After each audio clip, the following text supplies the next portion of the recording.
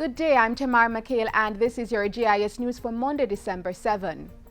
$64 billion has been pumped into the tourism sector since 2012.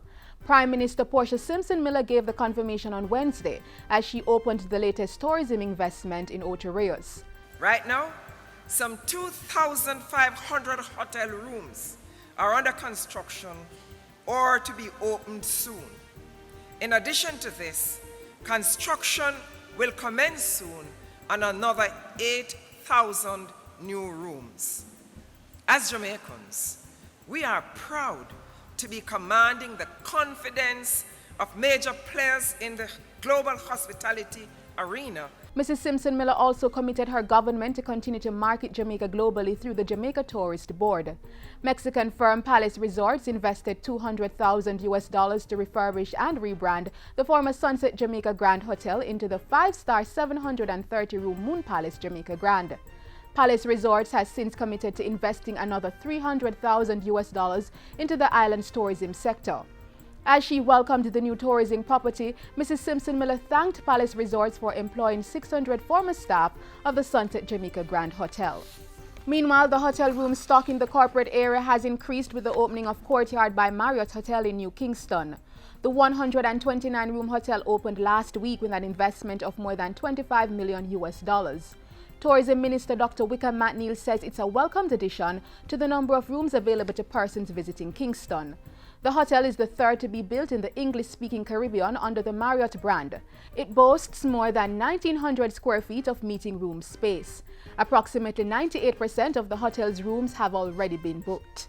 A survey into how Jamaica's children use social media and the internet has been completed for the county of Surrey.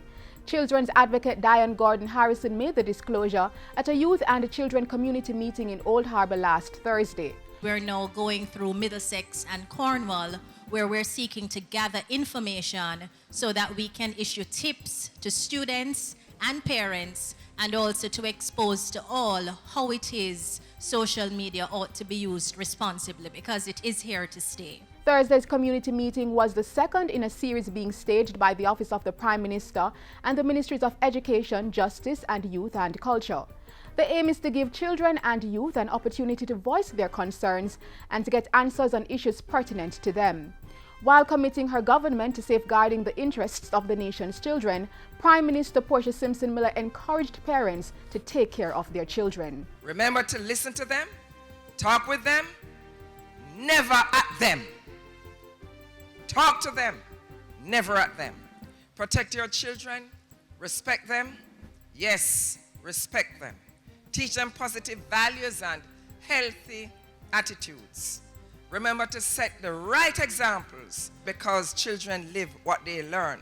Another phase of the $202 million Mason River Water Supply Improvement Project started with Friday's signing of a $69.8 million water pipeline contract.